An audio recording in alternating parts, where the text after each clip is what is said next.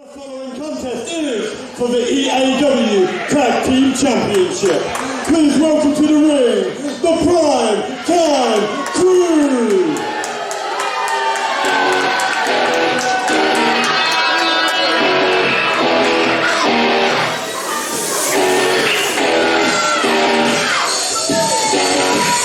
Good evening and welcome to the Pemberton Leisure Centre. It is Eaw Caged Warfare. My name is Mastermind Ollie Spring and I'm joined by the killer Kyle Brand. Good evening, Ollie, and what a start to the night it's going to be. We've got the Prime Time Crew, which involves Rude Boy Matt, Rude Boy Taylor and Rude Boy Nate, the tag team champion of EAW. That's right, remember last time out here in Rushden, we saw the unveiling of the brand new member of the Prime Time Crew, Rude Boy Matt. I would not be surprised if he turns himself into a difference maker here in this match tonight.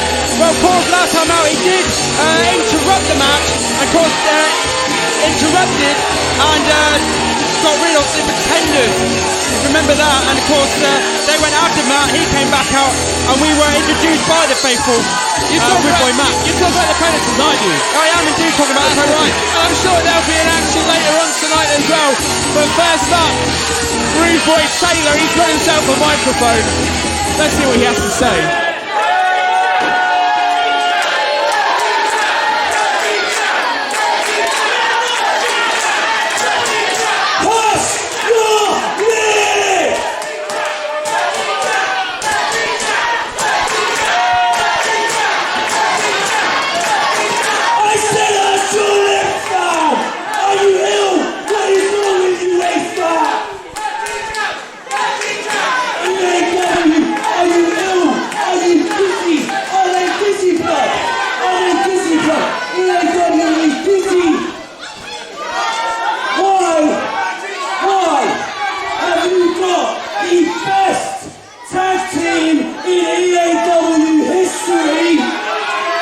That's questionable. Are you dizzy, blood?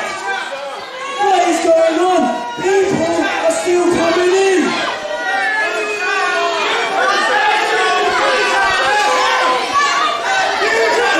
I can definitely kick your ass, you piece of crap. Only you, shut up. This is what's going to happen right now. Are you listening? Of course, Rushden is really getting on the back of Rude Boy Taylor there. Yeah. You disrespect us. Screw you guys. Get out of here now. You can race these places. Russian crowd clearly getting in the head of the Prime Time Crew. Reddington headspace there. Rude Boy Taylor's not a happy man. He certainly isn't. However, here comes the team of Eric Phillips and the original Andy Rain. And it looks like Andy Rain's got something to say himself. Now the only thing these people hate more than me and Eric Phillips are dirty jazz running your mouth.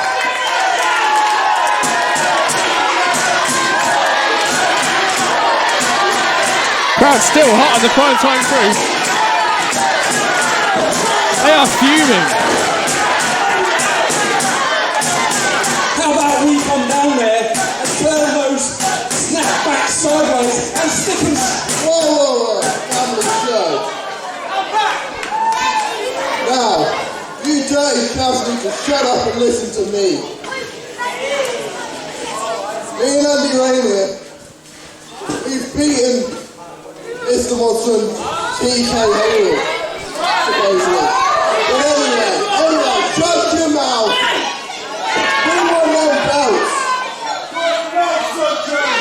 You what? Ross, you better watch your mouth, yeah? And it, yeah? You better watch it. Like this. This looks like a pound of keg waiting to erupt, Kai. Going to. Looks like a fight outside of Morrison's. And it didn't take long for things to break down. Well, don't forget the Primetime Crew do have the new inductee, of course, Rude Boy Matt. He's going to play some part of this. It is essentially a 3-on-2, but of course Eric Phillips and Andy Rain on top of it at the moment, clearing the Primetime Crew out of the ring. And of course, we'll know the history between Andy Rain and Eric Phillips. It seems they've come out to shut the mouths of the dirty chavs, the primetime crew, and the crowd seems to be loving it. They certainly are. You know what? No one likes dirty chavs around, especially the EAW crowd in Rushden. And the more they chant dirty chavs at the primetime crew, the more that's going to get into their head, and that's going to bite them down, and they're not going to like that at all. They're going to really try and take it out on Andy Rain and of course Eric Phillips. That's going to be a massive advantage to the side of Andy Rain and Eric Phillips, because as I say, the primetime crew, they are defending champions here in this match, and with the crowd getting inside their head, is that going to play any sort of factor in deciding where those belts end up after this match? And of course, the primetime crew do have Rude Boy Matt, and of course now it does seem like the crowd's going to be Eric Phillips and Andy Rain's third man. It's essentially a 3-on-3. True. Of course, a test of strength.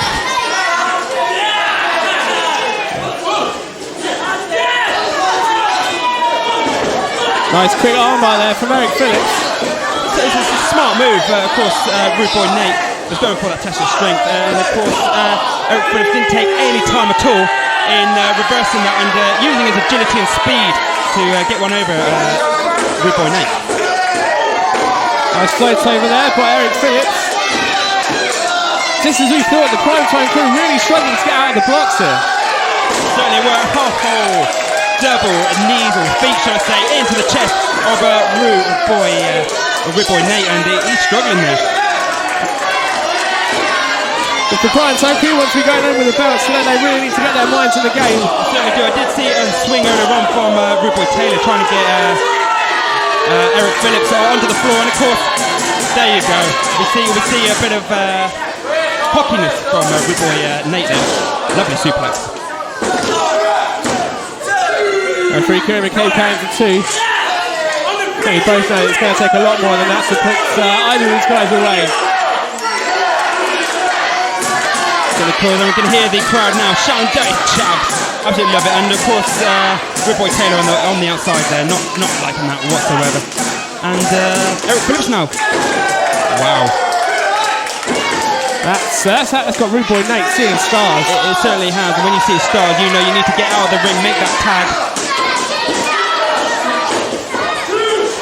That's Eric Phillips got in mind here. Oh! Diving elbow all the way over to the other side of the ring. Of course, Rude Boy Nate now trying to get a tag. Is he going to tag Rude Boy Taylor? Well, no, Andy Rain's in. He's ready to go. If I was Rude Boy Nate, I would not want any piece of Andy Rain.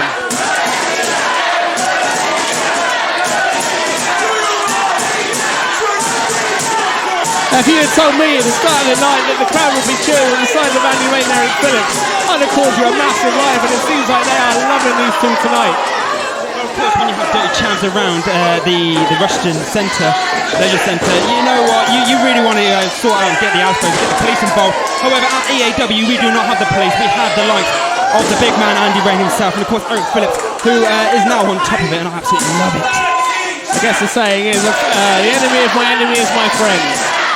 And I guess that's what the Rushden crowd is seeing here tonight, as Andy Rain goes up for a beautiful vertical suplex. And of course, looking on the other members of the primetime crew, they're slightly worried where their belts are going to be going. I'm quite happy and quite quietly confident about the outcome of this match, as there's a double team from Eric Phillips and Andy Rain onto Rude Boy himself. This is quite a baptism easy for me to say. Baptism of fire for Rude Boy Matt, who was unveiled last time out here in Rushden. This is his first real kind of outing of a primetime crew trip to Rushden. And of course, later on this evening, he will be up against Steph.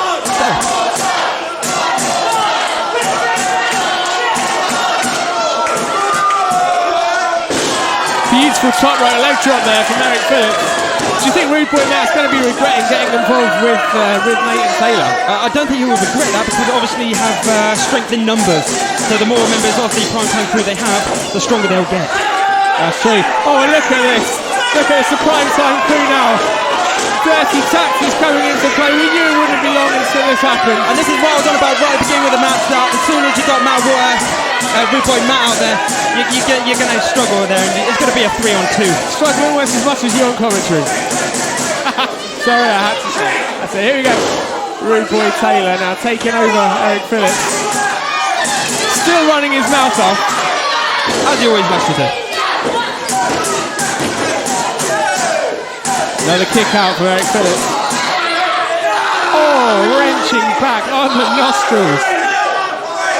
There's nothing pretty about that. You never touch a man's noggin. Let's go, Eric!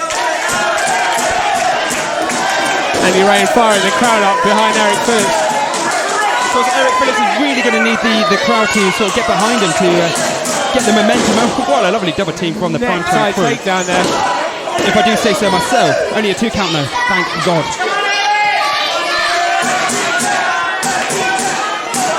Of course, when Phillips and Rain came out, they did say that they've beaten pretty much everybody else in the tag team division. They now wanted that gold. You can't blame him. I mean, Andy Rain, such a dominant force here in the AEW. Eric Phillips, one of the up-and-coming high flyers of this division. You can't blame them for going after the gold. You can't at all. And of course, they've worked with each other quite a bit in the back of the locker room. They hang out quite a bit. And of course, they were perfect tag team, aren't they? With the size of Andy Rain, of course, the agility of Eric Phillips as well. And a lovely spinning heel kick. Of course, you can imagine Andy Rain hitting a graceful spinning heel kick like that, but at the same time, that rain check, you just know his size and power. It will destroy. It will destroy you. Of course, there's another dirty Chav chant going around there, and the Russian crowd are really getting up for that, aren't they? The Russian really don't like Chav. Kick there from Taylor. Eric Phillips just kind of forcing Taylor, maybe catching him off guard and catching him with that insecurity. Like a moose in the headlights there. And of course, Rude Boy Nate stopping Eric Phillips from making that tag, the tag that he desperately needs. There's another stop there, and lovely insecurity kick there. And here comes Andy Rain to the crowd's delight. Taylor goes down. One clothesline, 2 clotheslines, and a back elbow. Made that 2. And a body slam on Rude Boy Taylor. Uh-oh. Takedown slam from Andy Rain. He's coming on fire. Where's he going? What's he got in mind? Rude Boy Matt not sure what to do there. Got toe hold onto the ropes there. Rude Boy Nate calling for a 619. Oh, super kick to the face. Super kick to the face. Here comes Rude Boy Taylor. Got him up. He's hit him with a... well, that'll adjust his attitude. Andy Rain. Side slam. 1, 2. Oh, just a kick out after 2. How did Rude Boy Taylor kick out from that one? No idea. I thought that was it. I thought that was game over for the primetime crew. Another body slam from Andy Rain. And here comes Eric Phillips. Can he be going for that swanton bomb from the top rope? He's going to hit it. Gonna hit it. Gonna go. It's up. No, wait. Oh, it's a jumping DDT from Rude Boy Nate. Brings Eric down from the top rope. Go for a twist of fate. Oh, and a co-breaker there from Rude Boy Taylor. And oh, I can't even keep up with it. Oh, wheelbarrow stunner. 1, 2, 3. Oh, they've got it. I couldn't keep up with that flurry at the end. The Dirty Champs. Dirty Champs have won it. Well, you know how they're going to celebrate. They're going to go down to their local off-license, get a bottle of cider, and just hang out, you know, as they usually do in their little box of Nova. With the gold. You know what? I was so excited for this event. That's just sucked the energy right out of me, Kai. I genuinely thought that Andy Rain and Eric Phillips are going to be enough to get rid of these Dirty Champs once and for all. They certainly gave it a good shot. However, if Rude Boy Matt didn't get involved at any point in that match, we would be seeing brand new EAW Tag Team Champions as we speak, as we are here now. I'm just saying, if Eric Phillips had hit that swanton from the top, it would have been game over. We'd have had new champs, but no. No, they had to get involved. Primetime crew. Congratulations on the win there. We're going to start the show in literally a minute's time. You've made us run slightly late. Rude boy Matt, you've got a match coming up versus Stealth. So you three boys, stay in that ring. I'm going to go backstage, make sure Stealth is ready, and then we're going to start this show off. So you guys ready for the show? Start counting down with me. 10, 9, 8, 7, 6, 5, 4, 3, 2, 1.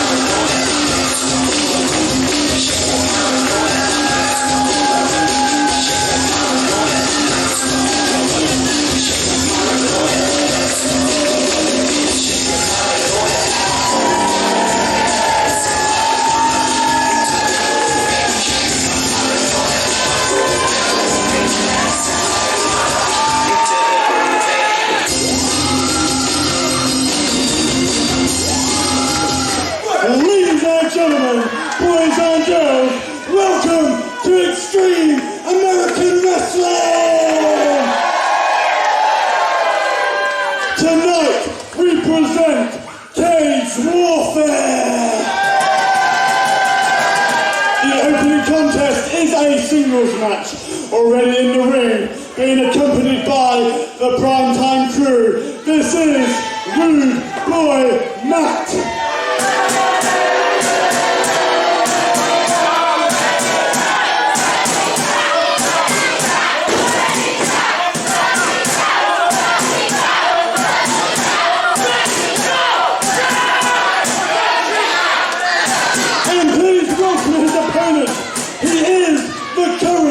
Reigning and defending EAW Academy champion, this is Stealth!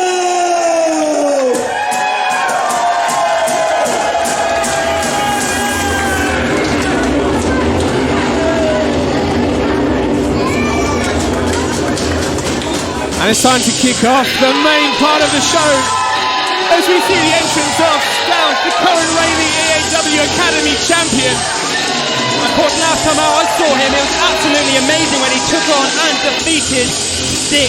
That was such a brutal contest. Tonight is a different kettle of fish though, as he's seeing to Rude Boy Matt in his debut match here at EAW. He's been hanging around the back of the Pemberton Centre. He's been causing trouble in all the primetime pre-matches, and now Stealth gets to really give him an introduction into the ring here at EAW. It certainly is a welcome to EAW for Rude Boy Matt. And you know what, I'm actually looking forward to this because as we know, Stealth is a super high-flying phenomenon in EAW, and of course the Academy, Stealth being the Academy champion. And as we see the primetime crew just go flying out of the ring. I'm really looking forward to this one.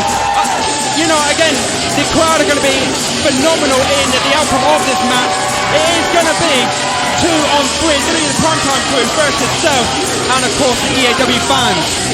That's true, yeah, they are. They will be renting that headspace in the minds and the thoughts of the primetime crew. Now, look, I've not made it a secret. I've let it be known that Stealth has got to be one of my favourite indie wrestlers in this company. He's got the look, he's got the skills, he's got the ability to whip the crowd into a frenzy. I think Rude Boy Matt, he's really got his work cut out for him tonight. It is, but then we don't really know much about Rude Boy Matt. We don't know what he has to offer. He could be a super high flyer himself, and we'll just have to see what kind of benefits he is actually on. Very true. He's not going to get much help from the council though in this match. Certainly isn't, but he's going to have a lot of help by the EAW Tag Team Champion. That's true, yeah. Rude Boy Taylor, they're going to look to cause as much hassle in this match as possible for Stealth. And of course Stealth is really eager to go here. He's kind of waiting for Rude Boy Matt to go, and he's getting primed, he's ready. He's just waiting there, and that's probably the right decision for him to do. He's you know, being stealthy in the corner. However, I think the more they make him wait, the more Stealth is just going to, you know, fly off the handles a little bit. We all know how cool a customer Stealth is. He's not the Academy champion for nothing. He's a consummate professional in this matchup. He starts off with a nice little kick, flying over the top rope there and hitting Rude Boy Taylor. Takes that Rude Boy Taylor straight off the bat. One down, 2 to go. There we see the usual primetime team tactics. It's a distraction. It's like magicians. It's distraction and then pulls off the trick. Rude Boy now putting the boots and Stealth in the corner. And the commentator's curse pointed there. He was quite unawares from Rude Boy Matt.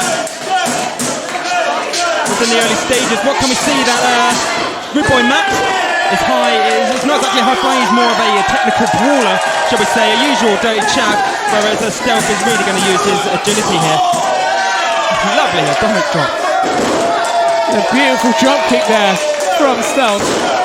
When this guy gets going, I tell you what, there's few people that can keep up with this guy.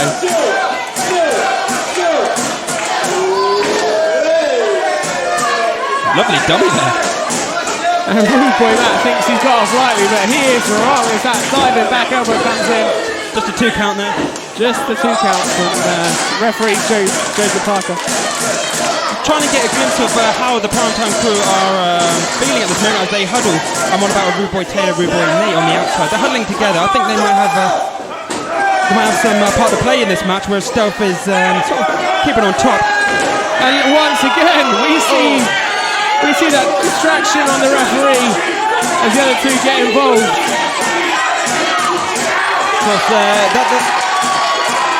So, wow. The referee's throwing out Rude Boy Nate and Rude Boy Taylor. He wants no part of them at ringside. The crowd absolutely loving it, and am I right in thinking Joseph Parker just shoved Rude Boy Matt? In all honesty, Kai, we know he was asking for it. Have to collect your things and leave. They've been used to that in many nightclubs around the area, as we see Rude Boy Matt carrying on his punishment onto Stealth. The referee has declared that Rude Boy Nate and Rude Boy Taylor must leave the ringside area. It's official. There we go, Nick confirmed it. Tag team champions are now banned from ringside for the remainder of this match. However, Rude Boy Matt just getting a leg drop there, and just a 2 count counted by the referee. You've got to think now that the playing field's has been even, that Stealth, he's going to have this one in the bag. He's going to have an upper hand on this one, because don't forget, he has the wrestling crowd behind him. He's got the experience edge, he's got the confidence edge coming in as a champion. But what a beautiful suplex there by Rude Boy Matt, I guess. A little frustration from the face of Matt there. Of course, Stealth is hurting there. He's being trapped outside of the ring. And Rude Boy Matt really expects to win this match on a count out? I think he's hoping so. And of course, without the primetime crew there to dish out more punishment, I think he's going to have to do it himself and not rely on the checking out of the ring. Just a 2 count there. Stealth kicking out.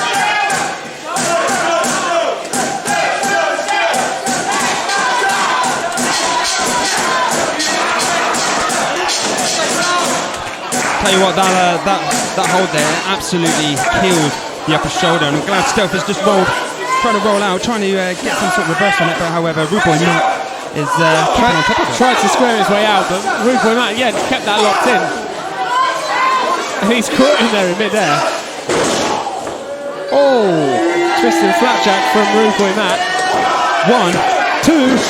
Stealth just kicking out once again. Close. And I think what Stealth needs at this moment is the Rushton crowd to really get behind him. Now we don't have Rude Boy Taylor and Rude Boy Nate on the outside. They're really going to have to get behind Stealth and really get the momentum behind him and get the energy and feed it into Stealth for him to pretty much come out on top. Because what we've seen in this debut is Rude Boy Matt is absolutely being phenomenal in the way he's carried out his work. Well, I guess he's got the element of surprise. I mean, you can't prepare for a guy that you've never seen wrestle before. As you see, Matt's holding it up in a delayed vertical suplex there. Still coming down the hard way. Certainly is, and holding that lower back, that really does put pressure onto the lower back. And if you can't jump around, and that's just a 2 count there. And that's something that Stealth relies on, is jumping about, using his agility, using his jumping. The crowd now really starting to fire up behind Stealth. This is kind of what Stealth needs. He's a dynamo of energy. As soon as he gets that little bit of momentum going, he's going to be unstoppable. There he is, just mingling out outside the ring. Coming with the head scissors. Taking Rude Boy Matt over. Wow, he's dizzy after that. Certainly is. He probably thinks he's back in the job centre right now. Maybe not. There might be more with it than you give him credit for. Cut him off with the clothesline there. Just go 1, 2. Just a 2 count. Stealth kicking out. Rude Boy Matt really not putting too much into his covers. Giving Stealth that inch just to kick out. Certainly is, but the more you put someone in the pin, they still have to use the energy that they have to kick out. So the more you pin the guy, the more energy they're having to use to kick out from your pin count. That's very insightful, Carl. Not any hint of sarcasm in there whatsoever. Or shock or surprise. Stealth's he's looking down with that. Of course, Rude Boy Matt just smacking his head into the canvas, and that's going to cause concussion there. Go for it. Let's get him up. What is it? What's his finisher? A suplex? I guess you won't find out just yet. What's Stealth going for? Got a float over.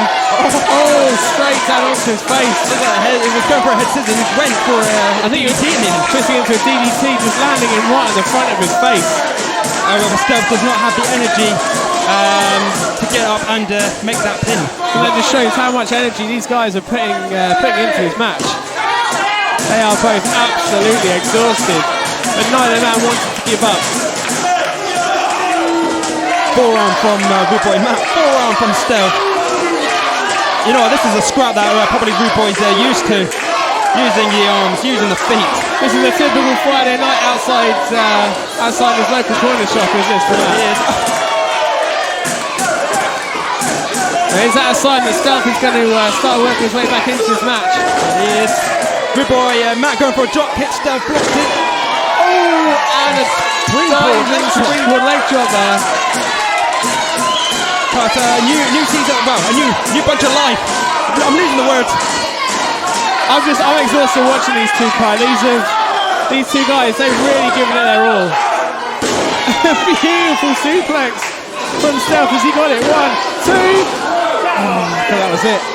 Rude Boy Matt just kicking out just before the I have no idea where he found the energy for that, but that was close.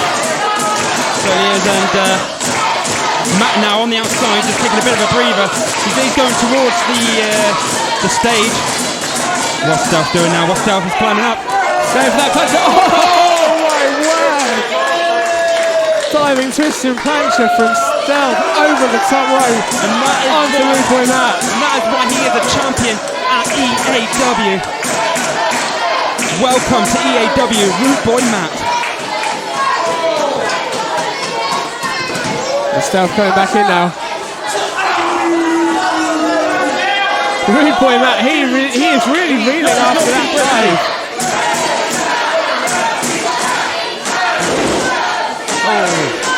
Stealth just going at that one. And another diving kick.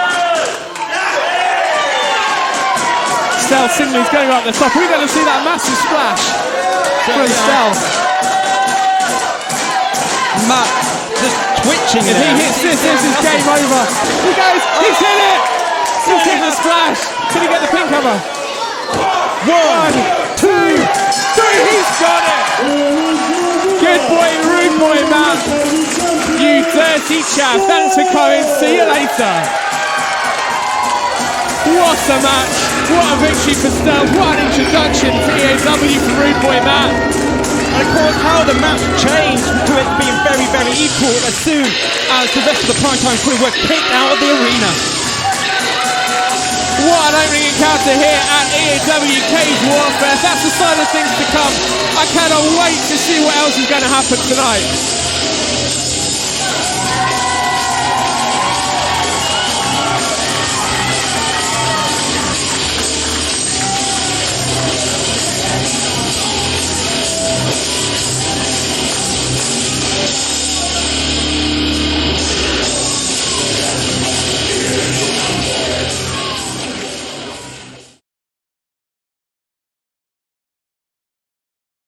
Welcome to the ring, the heavyweight house of pain, Stick! And here we see the heavyweight house of pain, Sticks, make his entrance. And the saying goes, you would like to bump into him in a dark alley, but in all honesty, Kai, I wouldn't want to bump into him in a well-lit alley in the middle of a street. This guy, he's just a powerhouse. If you bumped into him, you would certainly feel it. It'll be more painful than bumping into the brick wall right behind us. Of course, the last time out we saw him against Stealth with an absolutely phenomenal match, which of course Stealth got one up on him, but he was absolutely brutal, and how Stealth was here tonight is anyone's guess. They're calling the House of Pain for no reason.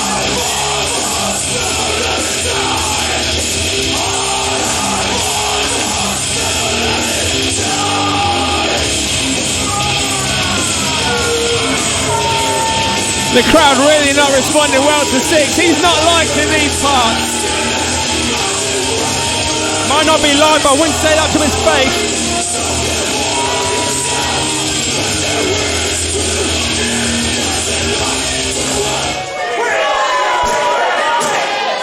Now Six, he's grabbing the microphone. Let's see what he's got to say.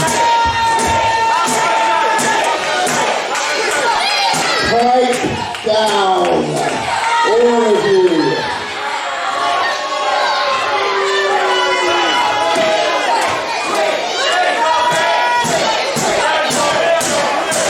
Crowd chanting Twig and Sticks. He's not happy with that. To steal a saying from a famous wrestler, you people know who I am. But tonight, you don't know why I'm here. He's got a point, we don't know why he's here. No. I hope he's going to tell us. I said pipe down, especially you. That's a terrible shirt. Yeah, Mastermind. Running me from here. Now, for the past 13 years, the heavyweight House of Pain Sticks has been the most dominant heavyweight wrestler Europe has ever seen.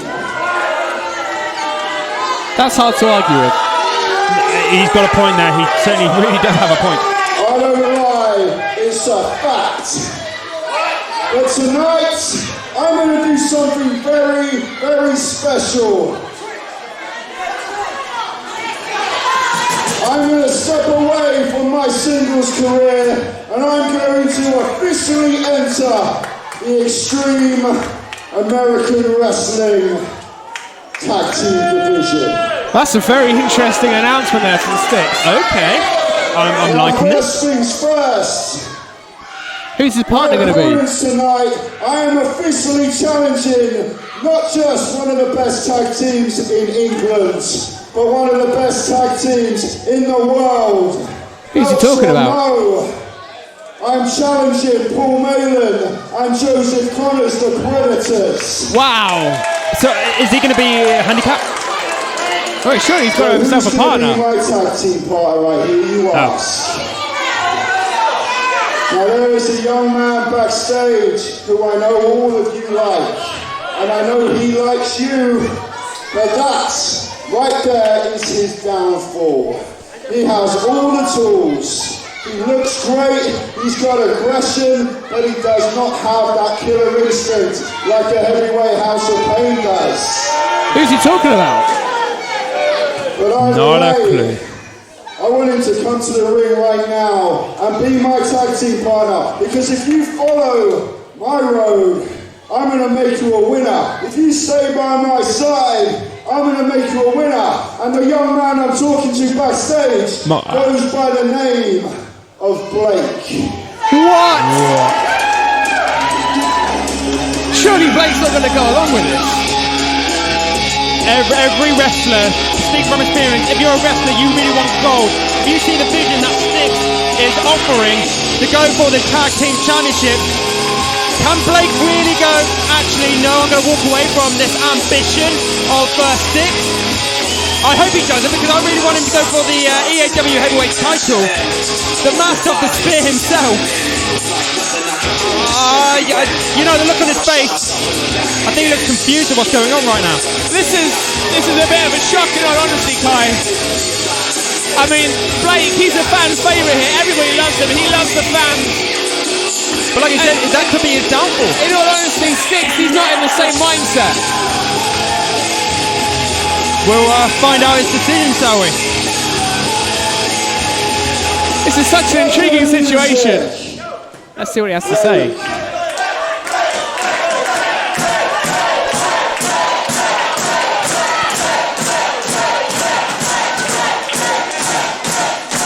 First thing I want you to do is just block it out. Block out the cheers for Blake, block out the claps, because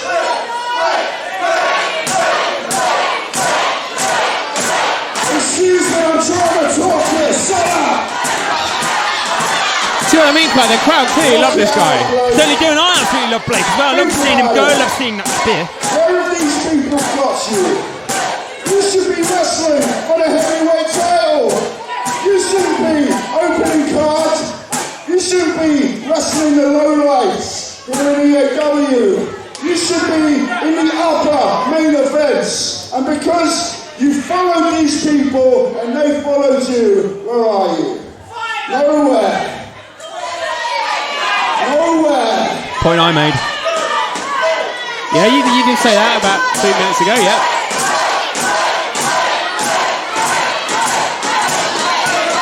I remember what I said before you came out here.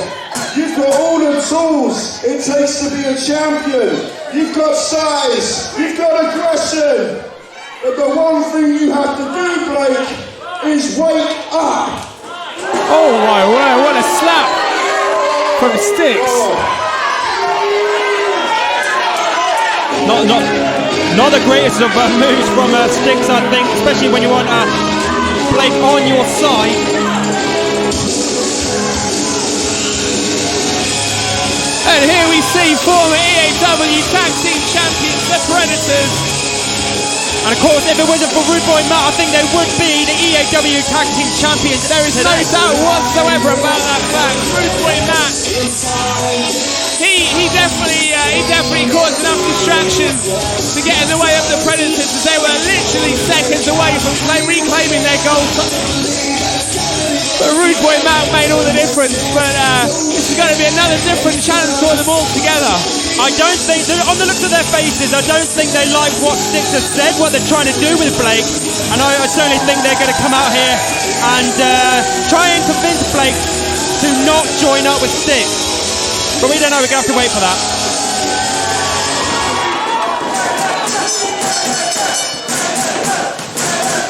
This is We heard the opening bell. This is an interesting dynamic now. Blake seems quite reluctant to get things going in this match. He's not quite sure as he stopped the Predators going after Styx as Styx plan to attack them.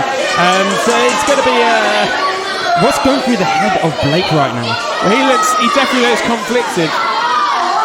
Stopping the Predators going for Styx. That's kind of a is that Blake teaming up with Styx? I don't know. It's hard to tell. I mean, I guess we just don't know what's going on in his head. But then I'm guessing neither does Blake. He certainly doesn't.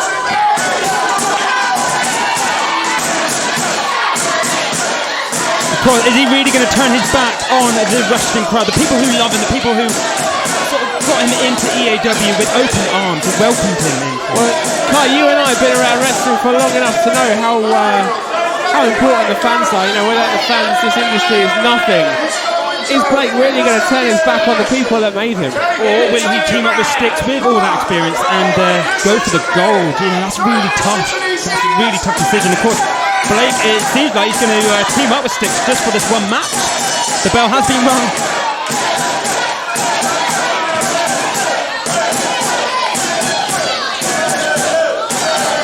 It looks like Blake's going to kick off the match, but he still seems very reluctant to be in the same corner as Styx.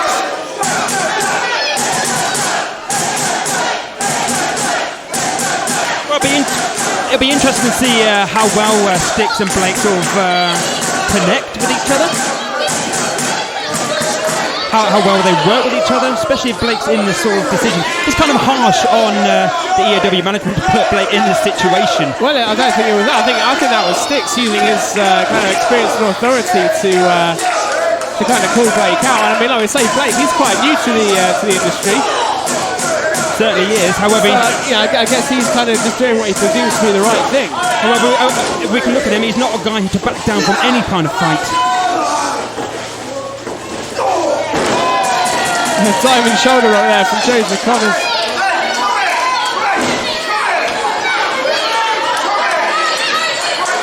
Styx barking orders at Blake. And of course, I think Styx now is going to show Blake how to do it, what to do, and at this time, I think Blake really needs somebody to put his arms over his shoulder. Wait a second, there's a quick roll up here. Oh, that was close. Styx just taking his eyes off the action for a second there, trying to get in the head of Blake.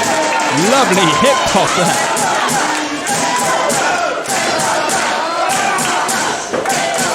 Of course, the Predators they're going to use all their tag team experience. What Styx wants to learn that he's going to receive right now from the Predators. The Styx wasn't lying when he said that they were potentially one of the best tag teams in our own continent. I mean, the Predators, they've seen it all, they've done it all, they've won it all. They certainly have. Now this is kind of a pitch to Styx for Blake to go, maybe you should come with me so we can get those titles. And at the moment, I think the Predators are proving more than a match for Styx.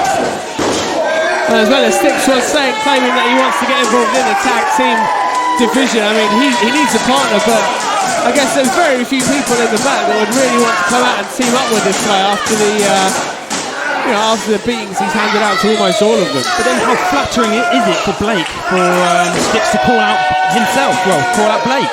How flattering would that be for him? Styx is not lying, Blake has got all the tools, but I guess Blake's, he's just a bit naive to all, he's just kind of going along with it. Certainly is, however, Styx having a massive bashing into the turnbuckle. And the canvas. Paul Mailer now really ripping the crowd up and just abusing the face of Styx in those turnbuckles. I mean, there's padding on there, but there's not much padding. Yeah. You can't really call that padding.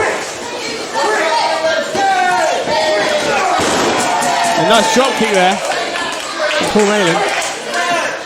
Of course, Styx now tagging in Blake. So we're going to see really. I don't think Blake was expecting that. I don't think he is, but we're going to see how has he made up a decision? Is he going to team up with Styx? He still looks conflicted. He doesn't want to fight, but he will fight if needed. Yeah, we see Sticks sneaking in behind Paul Malin. And then you could tell on Blake's face, this is not how he wants to do things. He doesn't want to tag up and do things like that. He wants to do the right thing in a match. He's quite clearly confused. He's quite clearly conflicted in what he feels he should be doing. However, they are learning quickly by cutting off that ring, keeping him into their corner as Paul's really struggling. He needs to get over to his own corner. And of course, tagging Joe.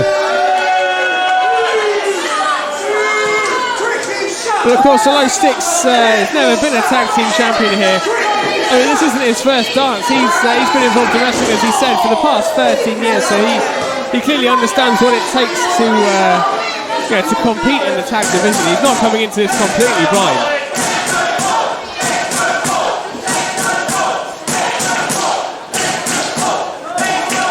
And he's saying a few words of advice to Blake in the corner. They're trying to get his agreement. Would that be? However, taking too long as we see Paul reversing that suplex. I think Sticks just trying to get in the head of Blake, try and brainwash him almost, if you will. Here comes Joe Connors into the ring. Whoa, steamrolling over Sticks, and again, 2 clotheslines for the heavyweight House of Pain. It's not every day you see a guy that size fall down as quickly and as brutally as that.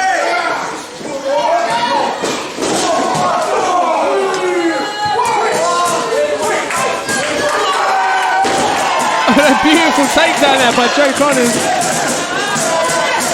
Blake coming in to break it up. I think Joe Connors almost kind of breaking his own pin there. Certainly was, yeah. And Sticks just pushing Connors into Blake, forcing him to the outside. Blake, I feel sorry for this guy. I mean, he came into this match, he wasn't really expecting this at all. Crowd come out cheering his name. Sticks is trying to get inside his head. And now you see the crowd with the inflatable hammers really whacking Blake there. And of course, Blake doesn't really know what to do. This isn't like him whatsoever. We're so used to seeing him come out here, win the crowd over, as you will. I really feel sorry for this kid. He doesn't know what to do. Look at him. He's distraught on the outside, whereas Sticks is in control in the ring. Put pressure on Joe's arm using the ropes there. I mean, he's currently involved in a match with 3 guys in the Predators and Sticks who have been in this business for far longer than he has. Of course, reluctantly, I think, getting the tag there and putting Joe into a headlock. Taking Joe Connors over. Still not quite sure what he's really doing in the ring. I mean, he's stood here watching this right now. I feel sick. This kid is able to just erupt and just dominate in the ring, but you can tell he doesn't want to be in there. Yeah, he should be on Joe Connors right now. He should be laying the boots in. He should be continuing with that offense, but he doesn't seem like himself, Clive. He really doesn't. He's not getting involved. Sticks asking for a double team. Blake, no, he doesn't want to do it. He holds his hands up, shakes his head. As this situation is clearly getting to Blake. Honestly, I stood here watching. It's hard to watch. I feel sorry for Blake. You know, I just want to take him back and give him to the kid and say, look, man, you don't have to do anything you don't want to. Cup of tea, sort of. Oh yeah, the wrestler's drink of choice is a cup of tea. Is that what you're saying? It calms the nerves. That's what I'm saying. That's kind of what Blake needs now. He just needs time to settle down, relax, clear his head, and not have the likes of Sticks, who's wow, explosive shoulder tackle there on Joseph Connors. Wow. Asking for a tag, and Blake reciprocating. Wow. Nice choice of words. But still, he's not quite going for that kind of killer blow that we're used to seeing. I mean, the audience have been kind of taught that, you know, that you should fear his spear. He doesn't seem to really be setting that up at all in this match like he usually would. No, he certainly isn't. Of course, I've been on the back end of that spear, and that's a spear you really do not want to receive. I've had that spear from many people, and there's a reason at the beginning of the match I called him the master of the spear. You certainly know about it. Oh, double clothesline though. In stereo, taking both men down. Because the crowd getting behind Joe the Predator.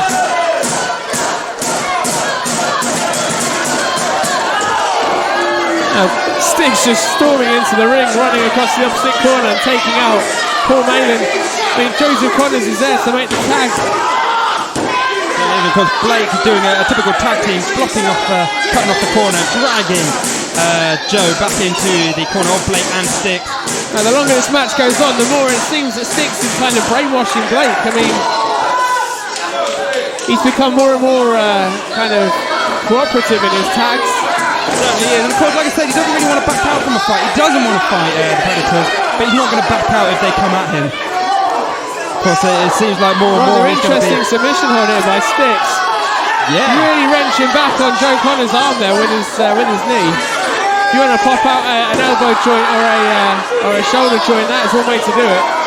And it also gives him the rest of his body to basically taunt. He could have picked the leg. He could have picked the other arm. He could have rained blows down on his lower back. That was quite an impressive move there from Sticks. Let's go, Joe. It's the crowd chanting. And crowd really getting fired up. Well, I think the experience of Sticks really going to play a factor. Of course, the bigger, and Joe has got him up and over, but he is a heavy man to take over. He is. I mean, he's the heavyweight house of pain. So clearly, it takes an awful lot to backdrop someone that's the heavyweight house of pain. Now, what's Blake going to do here? Sticks really needs to tag. And here's tagged, and here comes Blake, and here comes Paul. Oh my word, what a shot. What a hit to the face. This is certainly where the big boys come to play, as Paul really hitting Blake there. Paul firing the crowd up. I mean, there's a reason why the Predators are one of the best tag teams in this country. The more the Predators are dishing out the punishment on Blake, I think the more we're going to see Blake team up with Sticks.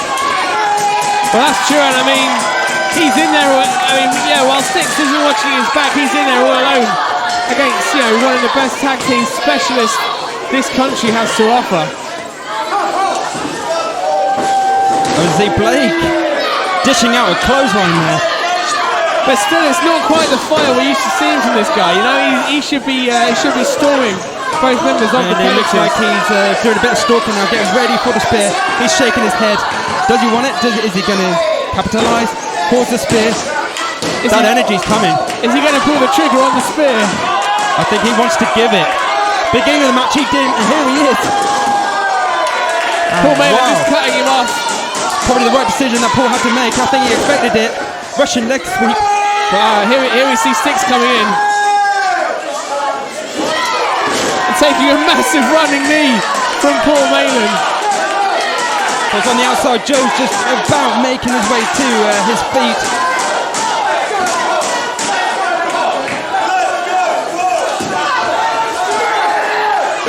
And a massive twist and power slam from Sticks, but here we see Joe Connors make the tag to get in the ring. Jumping over Sticks, jumping over Blake. Oh! Blake just spearing Sticks out of his boots. And a small package from Joseph Connors. 1, 2. He's kicked out. Oh my word. I thought that was it. Calling for a finish. Blake reversing that. Did he just poke him in the eyes?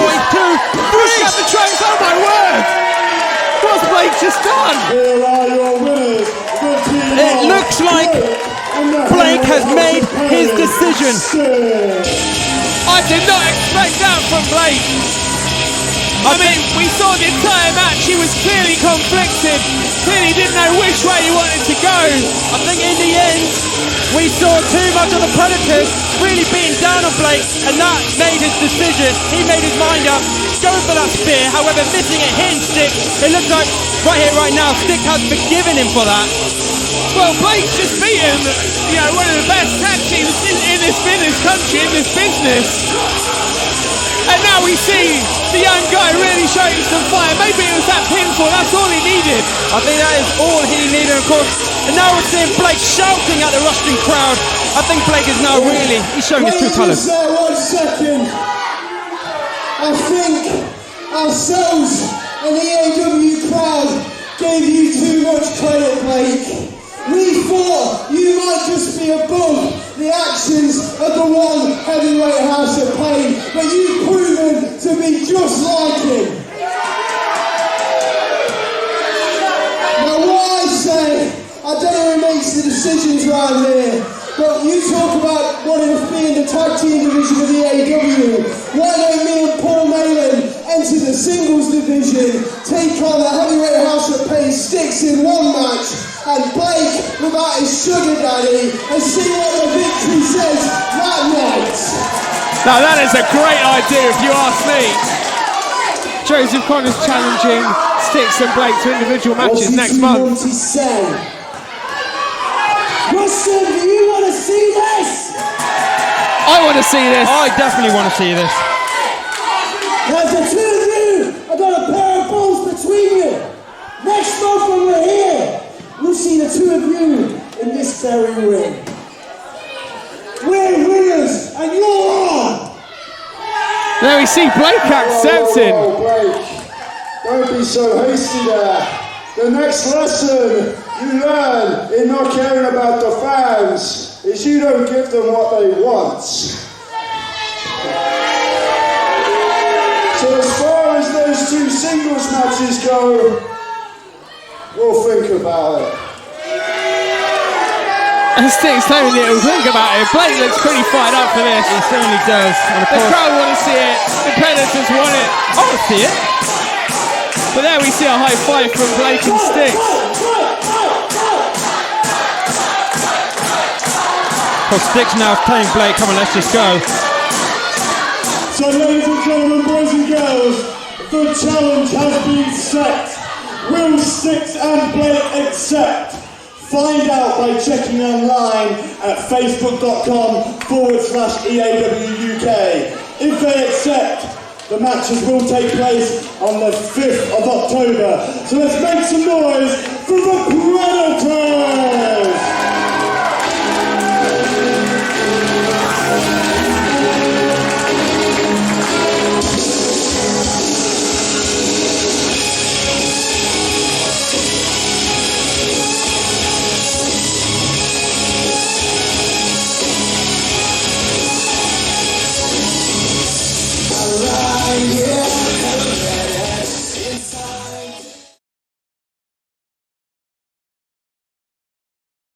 Welcome to the ring, A-Star Randy Paul and the EAW Heavyweight Champion, Chris Tyler.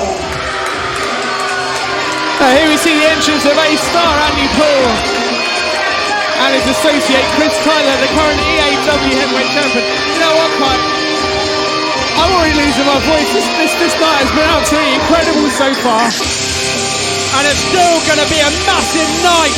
And this is the first outing in the ring for the Mr. A-Star Andy Paul, as we see him accompanied by the current EAW champion.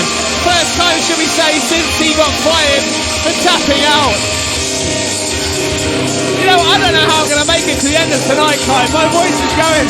I'm absolutely exhausted already. I can't imagine what those guys will feel like in the back. They've had their matches already, but man, what a show tonight has been already. But this is going to get even better as we see A-Star Andy Paul.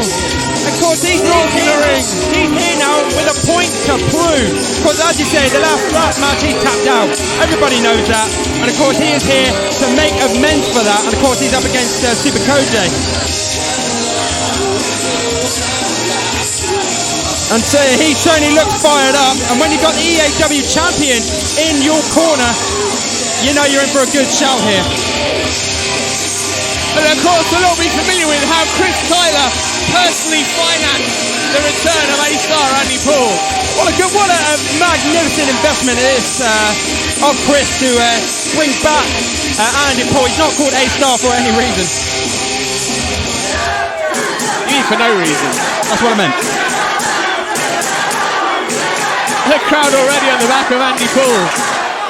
And it's that, what's his t-shirt say? I did not tap out. I'm pretty sure he did. Pretty sure he did. It went down into the record books as a tap out. It definitely did. Andy Paul, I think they're chanting, "You tap out."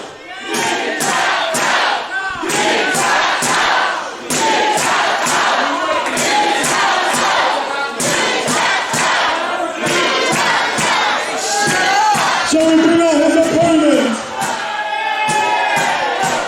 Please welcome to the ring, Super Koji! And here we see Super Koji. Last time out here in Rushden, he actually pinned the heavyweight champion Chris Tyler in that non-title bout. He certainly did. So this is a man who knows all about A-star Andy Paul, and of course Chris Tyler, who will know everything he needs to know going into this match. And you know what? He's a Superman himself, Super Koji. It's going to be phenomenal. Well, I say we both know just how powerful Koji's super kick is. I mean, that will knock a few teeth out of your head. Luckily I have more of my teeth, so and I like to keep it that way.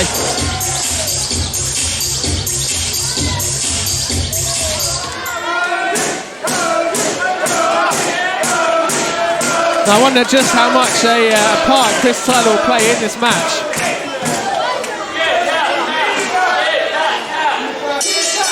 The bell is rung, and of course A-star going straight for Super Koji. However, Super Koji looks like he was ready for that. Oh, he's got him in a Boston Crab already. Is he going to tap out already? He might tap out. Just making the ropes.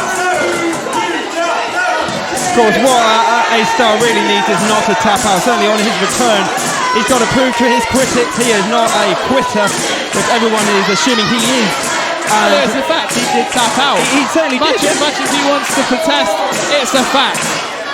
But an interesting tactic there from Super Koji, going straight after that submission, you know, straight off the bell. Wow, and what a kick in the teeth it must be for Andy Paul. And he's going straight for... got him in an arm, but no, got him in a crossface. Andy Paul, he's really being put to the test now, making another rope break. And this is really going to play on the mind of Andy Paul. Such a smart tactic by Super Koji. As we see Chris Tyler coming over just to comfort him, I believe. To give him some reassurance. Of course, like I say, that's really going to get into the mindset of Andy Paul. Especially as Super Koji really going to go for those submission moves. Chris Tyler just getting in the way of the two competitors there. So there's a chant of chicken being heard around the Pemberton Leisure Centre. The great hip toss there. And again, butterfly lock here from Super Koji.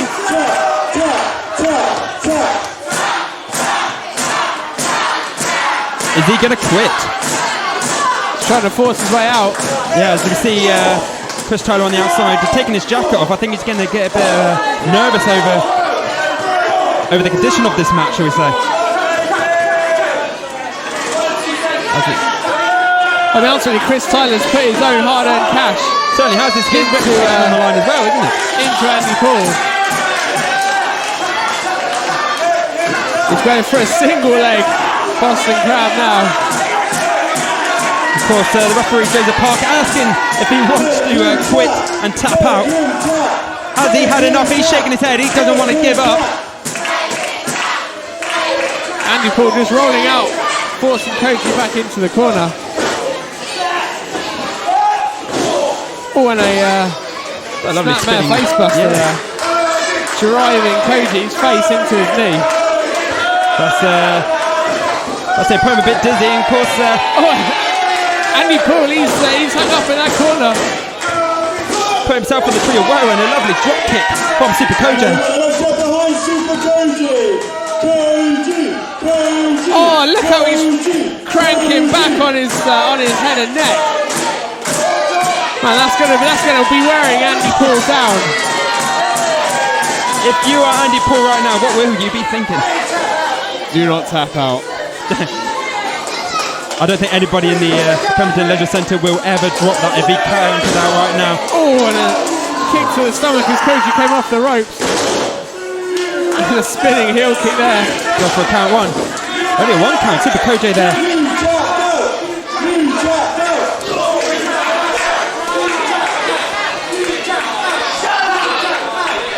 Crowd still on Andy Paul for tapping out. So yeah, he's getting more and more frustrated with more tap outs that's being heard. You can just tell by his face and his aggression in the moves. However, he's missed a couple of moves there. And Super Koji coming back with a clothesline. And a back elbow for good measure. And finishing it off with a drop kick. Referee Joseph Parker only counted to 2 though.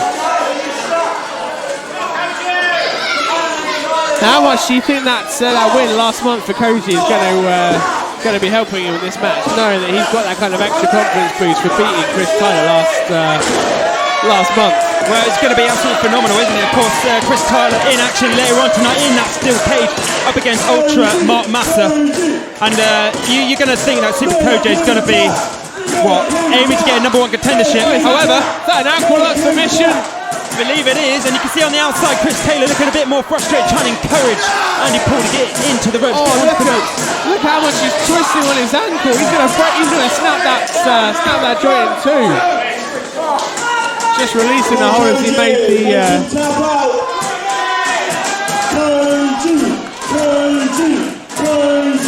Because I think everybody in this arena at the moment wants Andy Paul to tap out, and I'm certainly one of those people who want to see that. Koji just spinning out of the offense. What is that, a figure 4? We're going for a figure 4. One of our favourite moves on the one of our favourite moves. He's got it locked in. He's cinched in. Let's see Andy Paul screaming in pain. Oh, what's this? Chris Tyler injecting himself into the match. And you can just see the EAW champion pounding into Super Koji. Chris Tyler's just relentless in his beatdown currently on Koji. If you think about it, it's his money that's on the line right now as we see Andy Paul getting into the action. Hurting, if you like. As they're just beating down on Super Koji.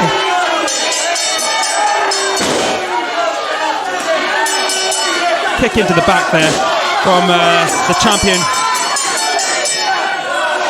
No, this is not what I like to see. I like to see both men go on one-on-one in a match. I don't like to see these people beating them up. And double team maneuver there from Tyler and Paul. Koji, he is down and out. As we see referees coming out just to try and split them up. However, it's Ultra Mark Massa. Andy Paul hasn't seen him though. Chris Tyler's bailed to the outside. Andy Paul, he's in the ring.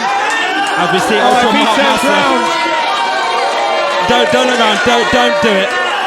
Yeah. Here we see Mark Massa coming in, spine buster! Laying waste to Andy Paul, that is what you get. Because remember last time out, Andy Paul's return, he pounded into Ultra Mark Massa, and I believe he has something to say. He's picked up a microphone. And he's picked up Andy Paul as well. Could be going for that body count. I see this forearm. Didn't help you, did it? Body count from Ultra Mark Massa with authority.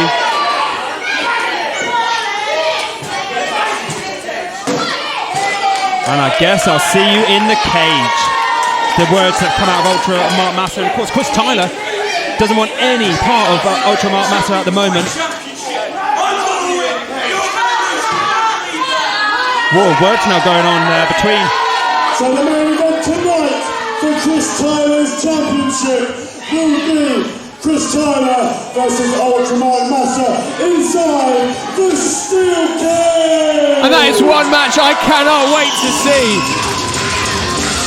It's going to be absolutely phenomenal, and it's for the title, I believe.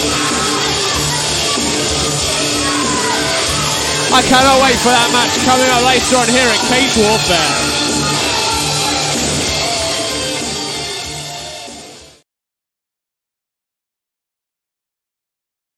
The following contest is for the EAW Light Heavyweight Championship, and it is for the first time ever a dumpster match and a Monsters Brawl. Fans bring the weapons match. The only way to win is by placing your opponent inside the dumpster and closing the lid. Please welcome to the ring first. He is the EAW Light Heavyweight Champion, TK Hayward. Now guys, it's time for that match that we've been talking about all month. I cannot wait. I'm like a kid in a candy shop right now. And you know what? All my dreams are one. I got goosebumps as I hear TK Hayward music. I'm excited. It's the first time ever.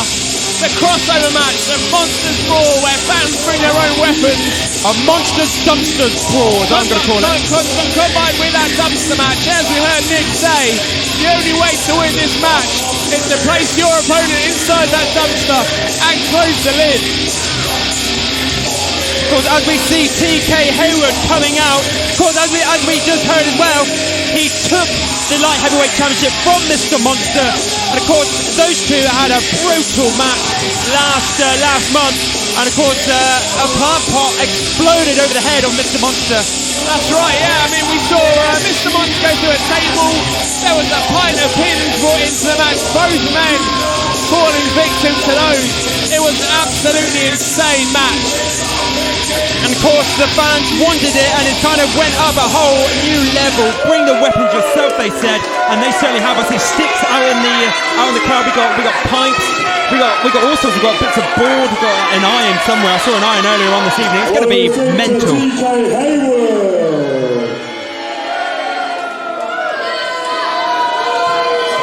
And please welcome the challenger. Give it up for Mr. Monster. One of my favourite wrestlers in EAW. I love these kind of men. Absolutely crazy. You just never know what they're going to do. Mr. Monster. This is a man who gives 110% in his art, in the wrestling industry, for the fans. It's Mr. Monster. Of course, with that customised steel chair in hand. Of course, the fans already going absolutely crazy. And of course, the last time Mr. Monster was in a ring here in Rushden, he left more than one pool of blood behind. Certainly did. We went to see him in hospital, actually, didn't we? We went to visit him. He was shaken and stirred, but he was definitely out for revenge on TK Hayward.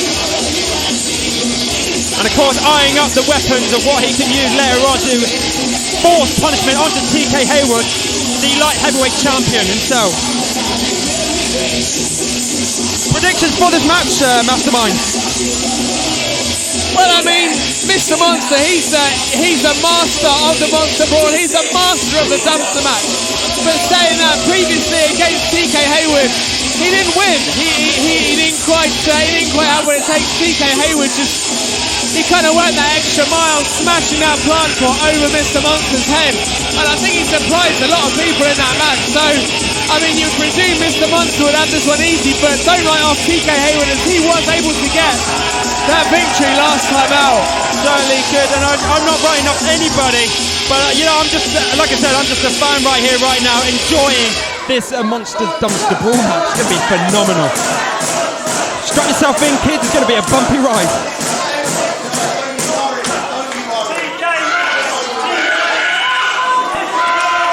Of course, grabbing that light heavyweight championship, you got to feel that TK Hayward's got that confidence behind him. Well, he's got that massive win last month, as we say, against Mr. Monster. Batter up, is I think what Mr. Monster's trying to say.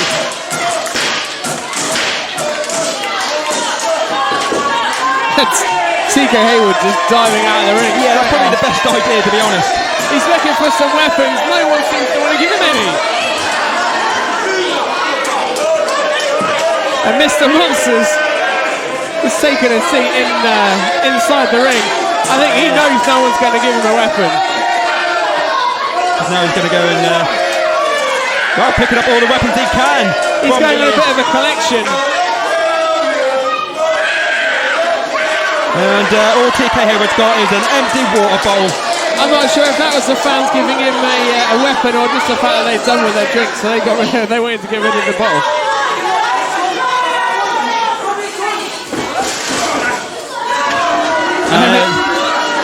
Mr. Monster trying to make his way back into the ring. Oh, and taking a chair shot from his own chair. He's customised Mr. Monster chair.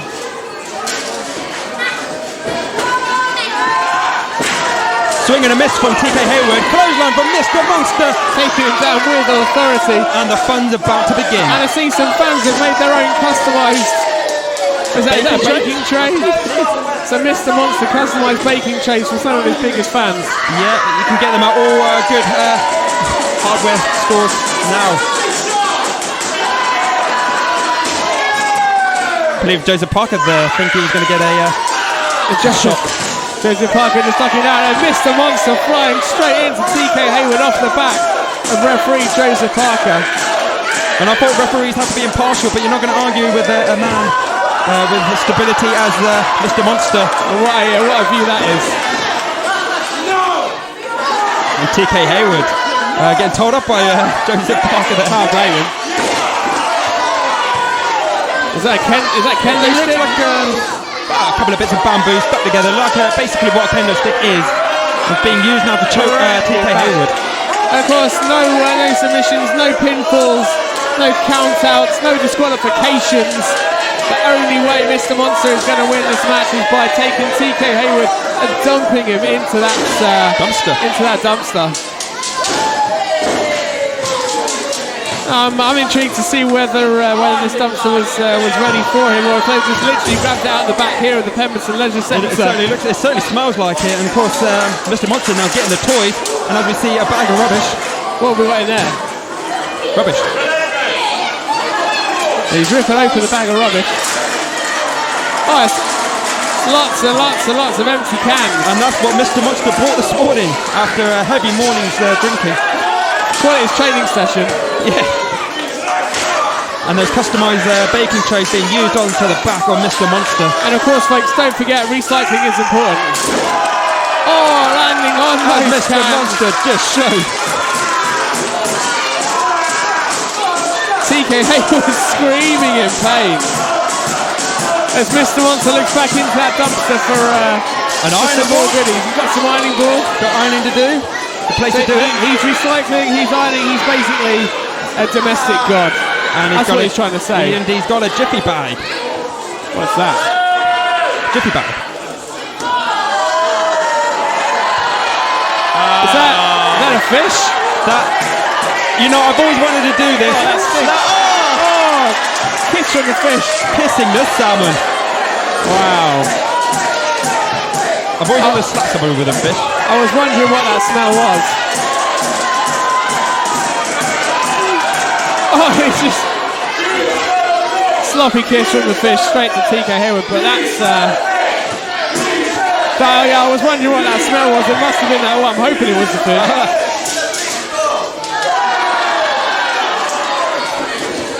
And Joseph Parker again being used as a toy for Mr. Monster.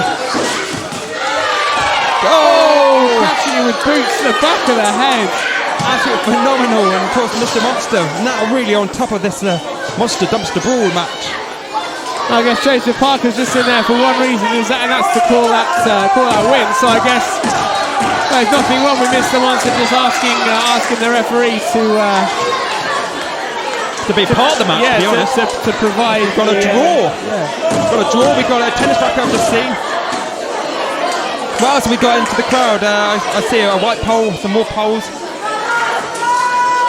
That's well, there's still the ironing board in there. There's all those cans still. We've got some shoe boxes on the other side of the ring. We've got some inflatable hammers. as Mr. Monster is having a collection for charity. And Josie Parker getting hit by an inflatable bat there. And look at all the fans, really. Well, I'm not sure you can see from here, Kai, but TK Hayward's back. It's a mess already after he took that landing on those cans. Oh my word. Certainly is. He's going to need to have a massage afterwards.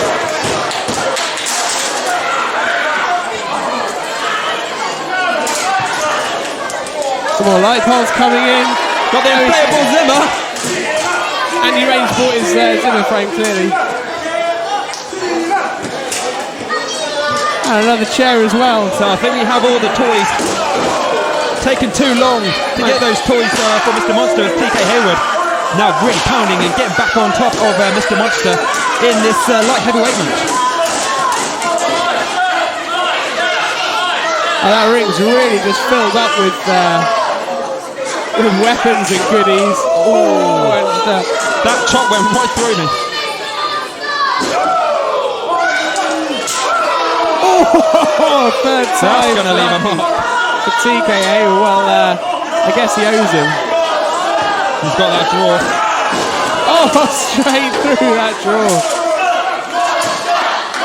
And the crowd now trying to get behind Mr. Monster, trying to get the energy. Like I keep on about, the energy from the crowd is so important when you're in the ring and you're kind of behind into the match. TK Hayward is really smashing. If he's not careful, he's going to reopen up that wound he caused last month with that flower pot. I think that's the idea of what he's going for. Really pounding onto the back of Mr. Monster.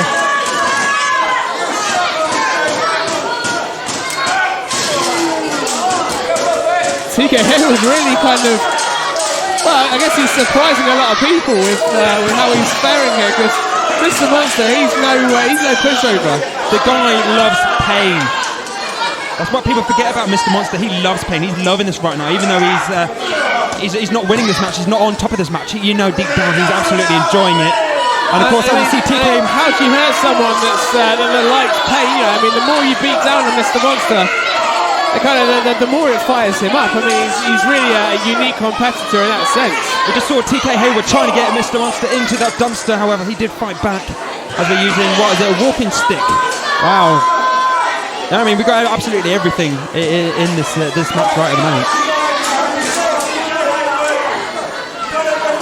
And here's a good old iron board.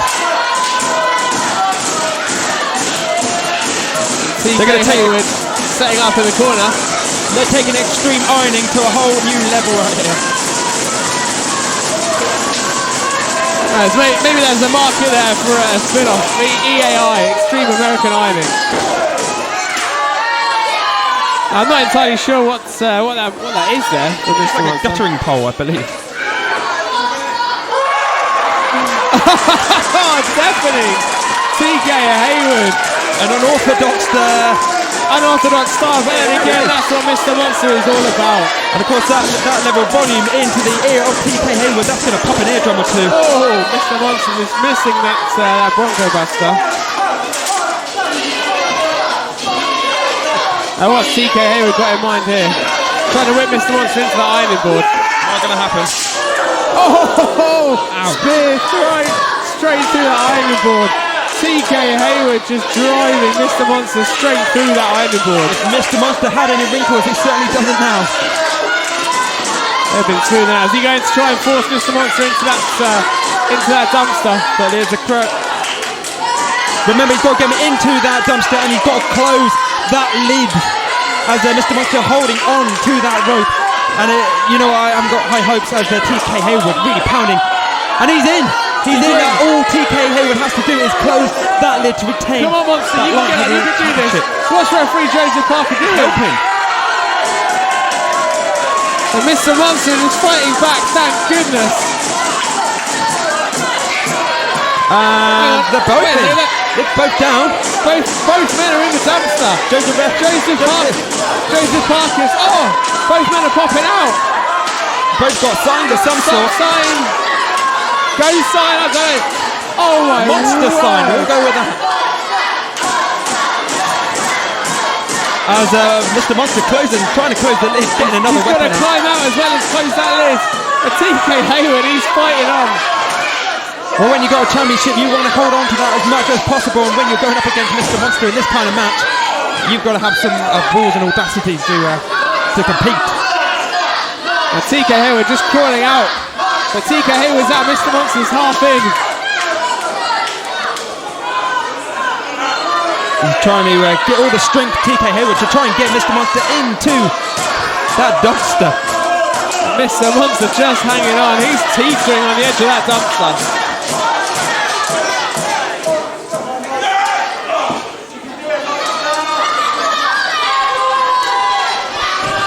Oh no, Mr. Monster's in! He is in. All TK Hayward needs to do is close that lid. Where's he going? Oh, I think he's got some ideas.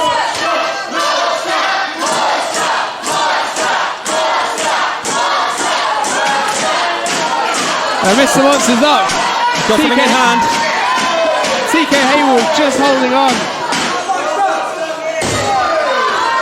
Fighting his way out, fighting for his life to get out of that dumpster. Of course, both men now out of that dumpster, back into the ring. And of course, the game is about to begin once again. The chance of Let's Go Monster.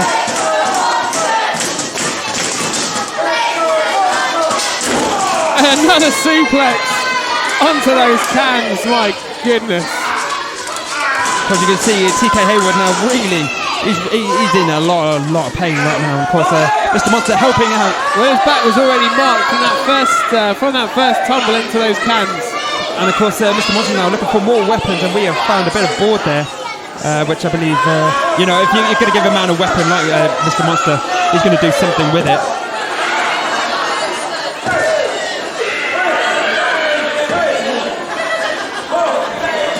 Of course, using an inflatable hammer. Not sure Mr. Monster's impressed with I don't think he's a fan of them, is he? The ability or the devastating effects of an inflatable hammer.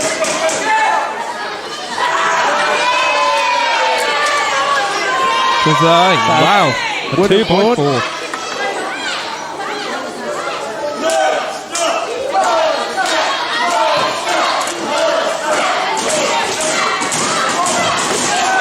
Oh, I think that was a canvas there. That's not going to paint a pretty portrait of TK Hayward. But he's doing wonders for Mr. Monster there. So I'm trying to look around the crowd and see what else we have in the way of weapons, and that's a mighty pole. Smart move there by TK Hayward, just shutting the lid of that dumpster. Obviously, he hasn't got much confidence in this match at the moment, whereas Mr. Monster really collecting all his toys again. Oh my word, Mr. Monster taking TK Hayward and just launching him into the side of that dumpster. The fans calling for one more time.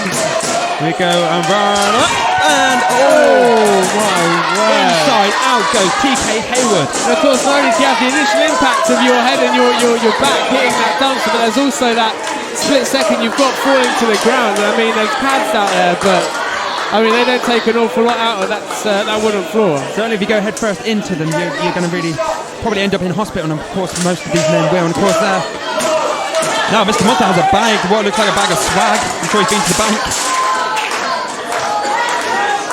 What's he got in mind Are you now? thinking what I'm thinking? Is that? Oh, Is that remember Lego? this as a kid?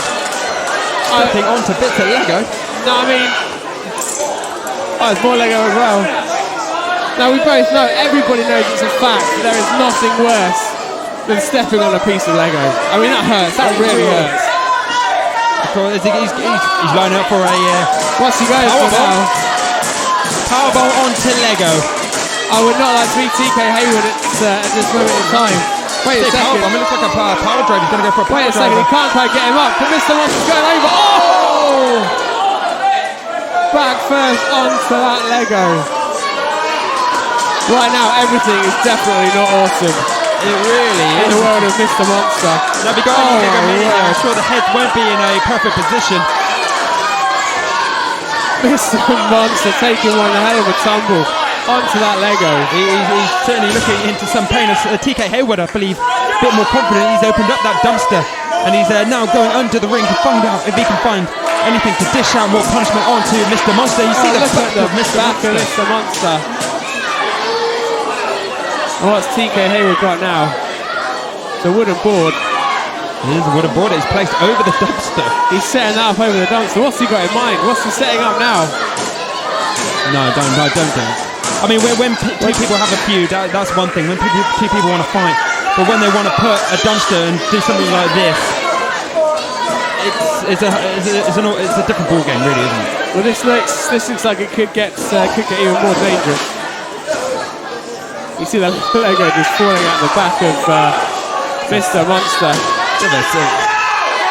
That board just snapping in two over the head of Mr. Monster. Mr. Monster holding his head. Code breaker. Wow. What an absolutely phenomenal code breaker. Down right now. It's now anyone's game as to who can get to their feet and drive the other into the dumpster.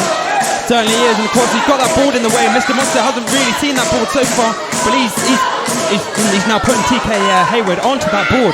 What's he going to do? Now this is a man with many screw loose. I wasn't sure if TK Hayward was looking to kind of cover up the entrance of that dumpster to kind of like get in his way so he couldn't be forced into it, or if he's looking to force Mr. Monster through it. But it seems to have backfired either way as he's laying alongside it. Oh, Mr. Monster just gone right through, and he's in that dumpster. He's in. Of course, the crowd just gone a bit of a stunned silence as Mr. Monster, I can see some sort of movement in there. The dumpster has toppled over. TK Hayward not sure what's going on. Referee Joseph Parker is now going to the aid of Mr. Monster. Mr. Monster is currently in that dumpster right now. And there's a hand, there's a weapon. I see a hand. One last gasp of energy. Mr. Monster gets a weapon. You can always trust this guy. And Mr. Monster, he's teetering, he's inches away from losing this match right now. If only he could just fight out, get that one last bit of energy. And he's fighting back against TK Hayward. This is the heart of Mr. Monster on show right now. He wants that tie back. Oh, and a super kick. Straight face, he's in, the lid's shut. TK Hayward's done it. Oh my goodness. What an absolute brutal match. Oh my word. Hayward. I thought Mr. Monster was going to make his way out of that dumpster, but TK Hayward from the ring apron just kicking Mr. Monster straight in the face. There's no nicer way of putting it. He just kicked him square in the jaw. I wouldn't be surprised if Mr. Monster's unconscious in that dumpster right now. We can see the hand coming from up of the dumpster and the lid being closed on him. Good night, Mr. Monster, as TK Hayward is up onto the turnbuckle, celebrating his win. He's still got the light heavyweight championship, and what a devastation is the ring at the moment. But at what cost has he still got that belt? We've seen ironing board spray, we've seen Lego, we've seen cans, we've seen drawers, we've seen fish. Don't forget about the fish. There's so much in that match, I could barely keep up. Nothing like Kiz in the Haddock, but when he's walking away after Kiz in the Haddock with the gold, I'd rather be TK Hayward. Wait a second, I hear a voice.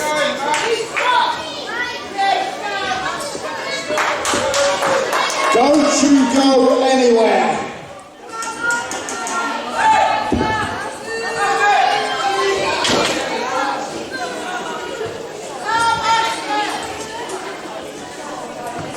Mr. Monster there. Got a few words to say. I think he's a bit hurt. Well, yeah, he took that massive kick when he went diving through that board. It was over the Twice now. dumpster. People understand. I'm a horror movie character. You can kill me film after film. The next film, I just come right back. Speaking of next film, the October show. Mr. Monster barely held his own weight. I heard it mentioned earlier on. Someone said TLC. Well, I'm going to get in first for this one. Who wants to see me versus TK Hayward with the belt up there? TLC. Wow. Mr. Monster calling for the TLC. He wants first dibs. He wants destruction. TLC! TLC! TLC! TLC!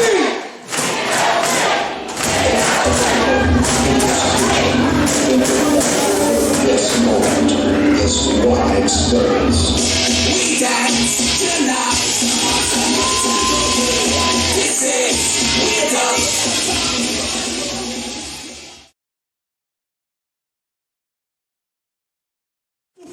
Contest is for the EAW World Heavyweight Championship, and it is a steel cage match. The only way to win is by escaping through the door or over the top, and both feet must hit the floor before your opponent. Please welcome to the ring first, being accompanied by A-star Andy Paul. He is the EAW Heavyweight Champion. This is Chris Tyler. So it's main event time, Kai. Get those words! Don't call it a comeback! I've been here for It's main event time. It's EAW Heavyweight Championship of the World time. It's cage time here at EAW Cage Warfare. Nothing says extreme like a steel cage match. It's going to be absolutely phenomenal as we see the EAW Heavyweight Champion making his way to the cage, accompanied by, of course, the man who tapped out, A-star Andy Paul. Yeah, Andy Paul looking slightly rested up after taking that beating earlier from Ultra Mark Master. It's going to be absolutely phenomenal, and you know, it's a steel cage match. What's the point in Andy Paul being out here right now?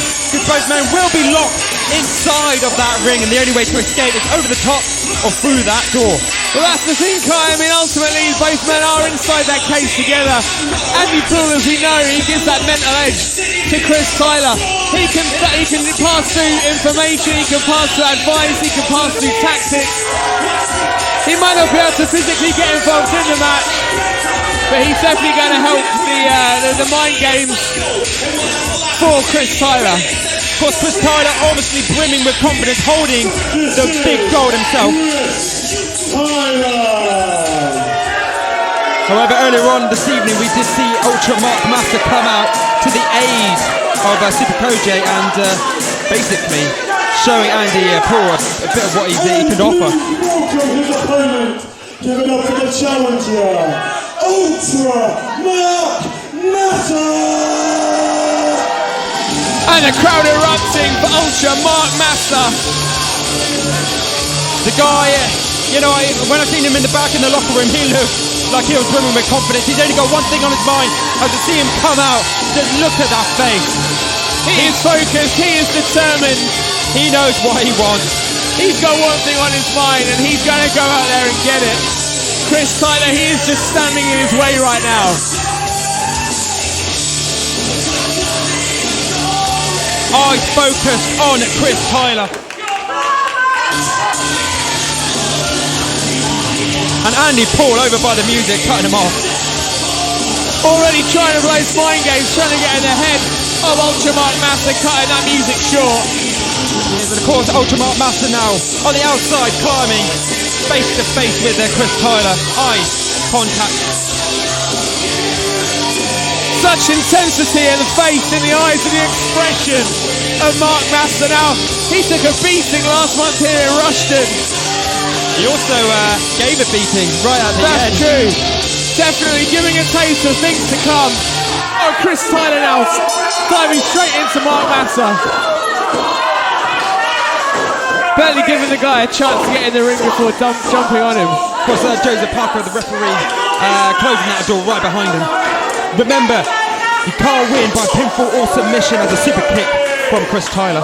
Echoing around the Pemberton Centre here in Rushden. The only way to win is escaping the cage. Now, I've seen a few cages in my time, Kai, and this cage here at EAW just seems to be that little bit taller, that little bit more intimidating than other cages that I've seen around. I mean, I'm talking worldwide companies, local companies. if anyone's going up and over that cage, they've got an awful long way to go before they reach that floor. They certainly have. This is the best cage in Europe. You won't find a cage anywhere like it around Europe, and we are quite lucky to be here right now. Chris Tyler going to the climbing the cage already. Mark Massa. Clothesline there from Ultra Mark Massa.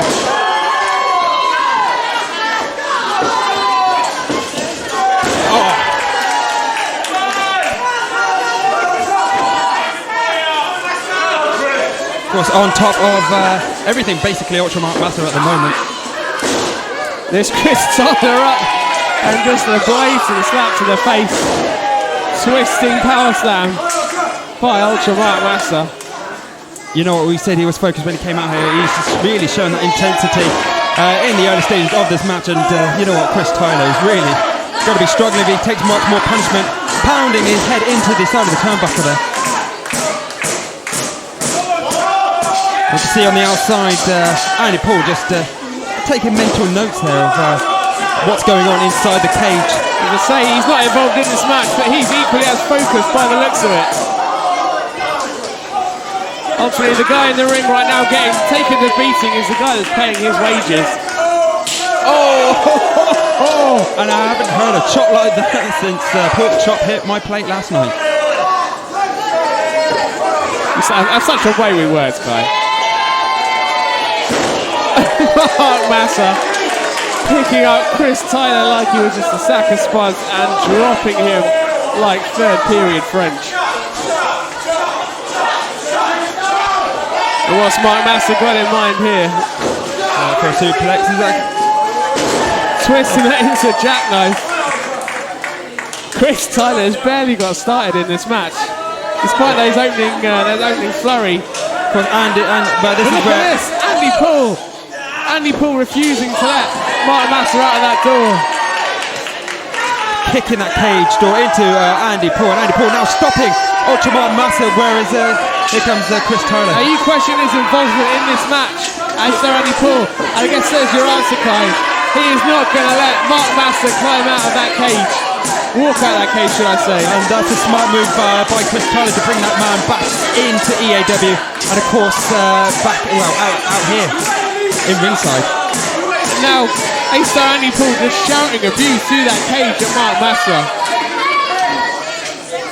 And that could be a wise move getting in the head, or he could just be angering the big man. As Chris Tyler raking the eyes and really having a kick. He's going for a clothesline. Ultra Mark Massa comes back with a lovely clothesline himself. And he's hurt with his head. Oh, and being driven face first into that steel cage. Now we watched that cage being set up. There's absolutely no give in that mesh. They took a good while making sure that cage was up. It was going to stay up. And you know what? It's going to hurt when your face goes headfirst straight into the steel cage, as you said, into the mesh. No give whatsoever. Of course, Andy Paul now has changed his direction, his involvement in this match, basically shouting at Ultra Mark Massa, giving him some, putting him off. Putting him off his game, getting him Mark Massa at the moment, he's no threat of walking out of that door, so Sir Andy Paul doesn't need to worry about anyone leaving that door other than Chris Tyler. Of course, Chris Tyler, the EAW heavyweight champion, for a reason that he deserves to be there. And of course, he's a smart man, he's a smart guy, he's very agile, very quick. He's got all the ability in the world. Of course, bringing back Andy Paul is one of the smartest moves I've ever seen in wrestling today. And look at that now, just stretching the boot right into the back of Mark Massa's head, forcing his head into that cold, unforgiving steel.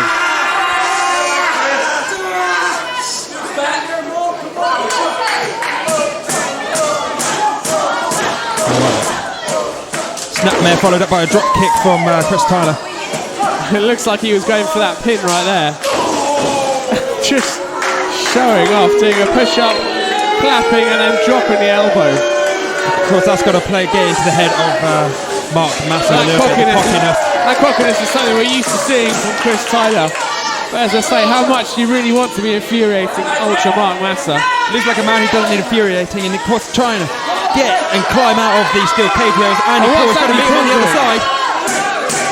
And Andy Paul looks like he's not going to let Mark Massey even try and climb out the top. How smart is that about A-star Andy Paul? I mean, what are the refs going to do? Because remember earlier on in the night, the prime time crew were sent away. Is the referee going to send Andy Paul away? It's an option there.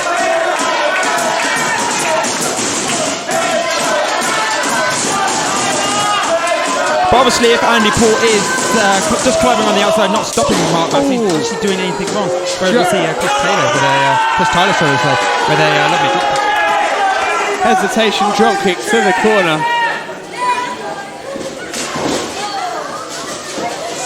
And it's interesting you're talking about. Oh, here we go. Oh, Chris Tyler elevated into the air, coming down with a thump. Now, of course, A-star Andy Paul, fair enough, he is going to be causing a nuisance for this match. There's no pinfalls, there's no submissions, there's also no disqualifications, anything goes. It certainly is. And of course, as we see again, Ultimate Master trying to make his way to the top of the cage. Andy Paul meeting him on the other side of that cage. And those lovely punches straight to the head of Ultimate Master. And what is Andy Paul? Is he trying to climb into the cage as well? He looks like he's trying to... Yeah, he's just climbed straight into that cage, up and over the top. He's climbed into the funhouse as we see Chris Tyler recovering from the canvas. And Ultimate Master is now taking on knocking Andy Paul off of that top rope onto Chris Tyler. And now the fans getting behind Ultimate Master. And the path is clear now for Mark Master to just climb over that cage. I don't think he has Wait a second, he's looked up. Double clothesline off the top of the turnbuckle. Taking both men down to the canvas, and surely all he has to do now is crawl out of that cage door. Crawl out and win the heavyweight championship. Come on, Mark, you can do this. The massive chant of Ultra going around the Pemberton Leisure Centre. As Tyler goes down, Paul is going down, he's clearing house in that steel cage. So this is now just turned into a 2-on-1 handicap match almost. Oh my word, what a neck breaker. Normally you'd see both men go down to the mat, but Mark Massey's kind of sat up in stunner form and just snapped back on the neck of Andy Paul. Chris Tyler on the other side of the ring. Mark Massey hasn't seen him, Chris Tyler's up. Chris Tyler's up, he's almost over. He's seen him. Just in time, Mark Massey turns around, brings in Chris Tyler. What's Ultra got in his head? What's he going to do? Chris Tyler's kicked him off. Oh, he did not have the energy to get up and over. And a face jammer by Andy Paul. This really isn't fair right now. Really isn't, as Andy Paul getting him into position. It's a double stomp off of the top rope. Mark Massey's writhing in pain right now, and I do not blame him. What a vicious double foot stomp from that top rope. Here we see Andy Paul and Chris Tyler just standing tall.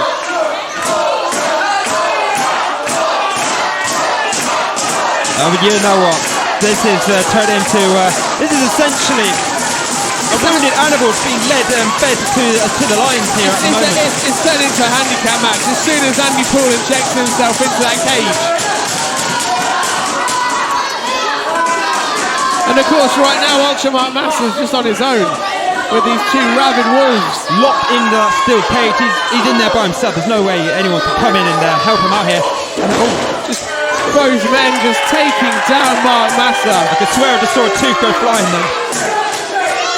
Would not be surprised. Took that running knee in the corner from Andy Paul. And that twisting corkscrew kick from Chris Tyler, he's up high. He's certainly up as Andy Paul just fighting dirty and talking, making bad words into Ultra's ear. Mark Master fighting back though. Chris Tyler, he's up, he's over. Ultra Mark Master keeping him in. A couple of shots to the rib section. And Chris Tyler so close again. I mean, that's twice now. Chris Tyler's been inches away from climbing out. So it has Andy Paul now got hold of Ultramark's feet, stopping him from climbing that steel cage. Here you see Mark Massa now coming back in. Andy Paul's going out for an electric chair, dropping him straight back down. I cannot believe how quickly this match has turned into a handicap match. Well, I wondered why Andy Paul was out here, mainly just to cause a bit of a pain and conflict. We thought he was just going to stop Mark Massa from climbing over and climbing out the door, but instead advice. He's just dived straight into that ring. There's now a double team from Team Tyler, I would go for. Yeah, for double suplex, but Mark Massa fighting it off as he takes both guys over. What power, what force from Ultra Mark Massa. And now the crowd loving that. They're trying to get behind Ultra Mark Massa, whereas Chris Tyler landing straight on his head right in front of her. You know what, can he double team? Can he get that energy to climb that steel cage? It's a high steel cage. It's going to need a lot of energy. It's going to take a lot out of him. Mark Massa's a tall guy, but still even he's going to have to stretch to get up and over that cage. Of course, Chris Tyler now not really knowing where he is. And Andy Paul's he's got an idea where he is as they go after him on top of the cage and bring him back down.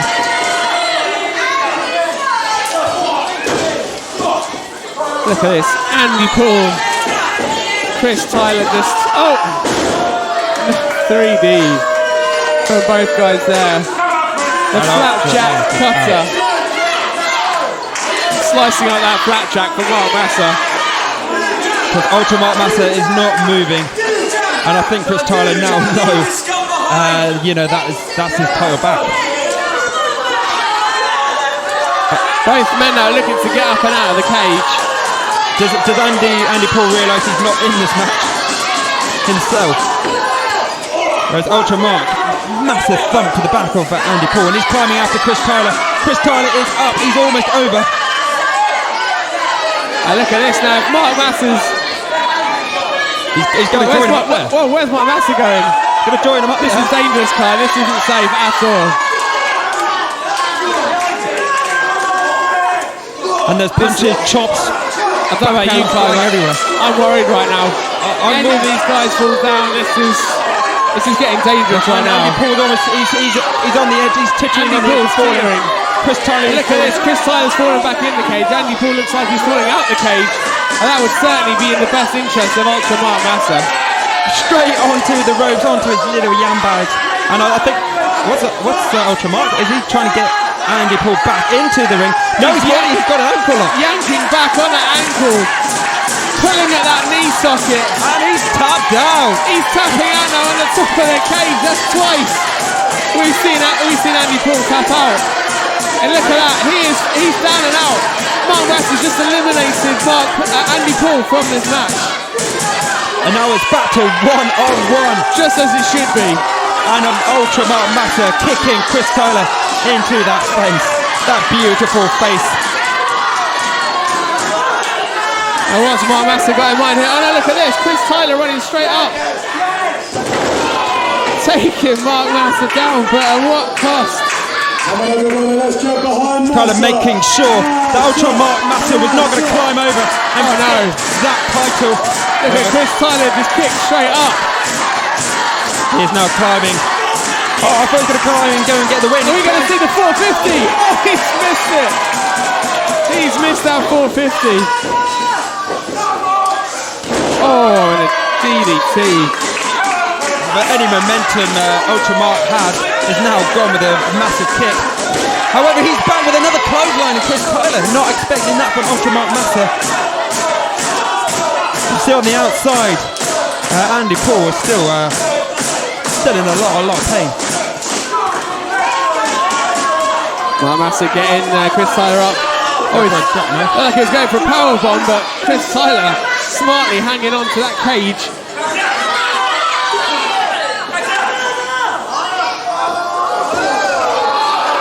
Oh, look at this! What a show of power from Mark Massa. Oh, just as I thought he was going to pick him up for maybe a power slam, Chris Tyler taking that shortcut, uppercut straight into the nether regions. into Mark's masses, and he is down. He is down. Let's just hope he is not out. The crowd really trying to get behind Mark Massa at the moment. Chris Tyler just standing over him.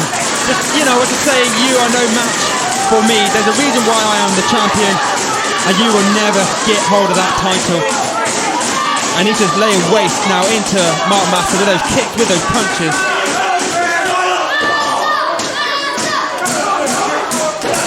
Mark Massa has taken an absolute pounding in this match, and Chris Tyler is just not letting up. He is relentless. However, as we see the comeback for Ultra Mark Massa, this is a turn into a street fight in a steel cage. Mixed martial arts, eat your heart out. As he going for the body count. He's hit it! Chris Tyler's head just bounced off that canvas. Could this be the opening that Mark Massa needs to get out of that cage? He certainly needs a lot of energy. He's climbing those ropes. He's disorientated. He doesn't quite know where he is, but he knows the easiest way up and out. It's just a climb. Because we haven't got Andy Paul now. But look at this, wait, look at this. Chris Tyler's going for that cage door. As Mark Massa. Mark Massa's out. What he's going to do is Mark. Just drop. He's out. He's got it. He's done it. Mark Massa is in the cage.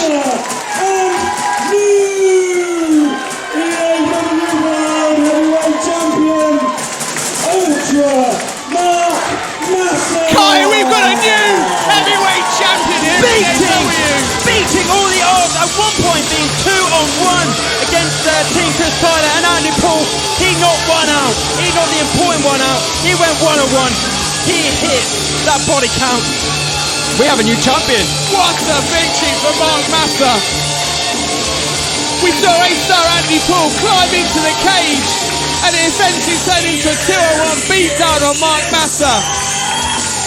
You know what, when he came out, you saw the focus on his face. He was just... And the new EAW champion, Ultra Mark Massa. I mean, the focus I was on about, he was just keeping his eyes firmly on Chris Tyler. Psyched him out, and of course, when a man wants that gold as much as Mark Massa did tonight, there's only one man who's going to win that. That's right, he was focused. He was focused on that belt, and he was focused on Chris Tyler. But as soon as A-star Andy Paul climbed that cage to get himself involved, I thought that was game over, but Mark Massa overcame all the odds. He came over Andy Paul, he overcame Chris Tyler, and he is now the EAW Heavyweight Champion of the world. And what an investment Chris Tyler has made in getting Andy Paul back. What good did that do? So he's bringing back 2 times in a row here at Ruston. He has lost with Andy Paul in his corner. But we're not here to talk about Chris Tyler, we're here to talk about the brand new EAW Heavyweight Champion, Ultra Mark Massa. What a performance. What a night, Kai. This has been an absolutely amazing event. Ladies and gentlemen, we hope you've enjoyed it as much as we have. My name's the Mastermind Ollie Spring. Of course, I am the killer Kyle Brand. This has been EAW Cage Warfare from the Pemberton Centre here in Rushden. We say goodbye.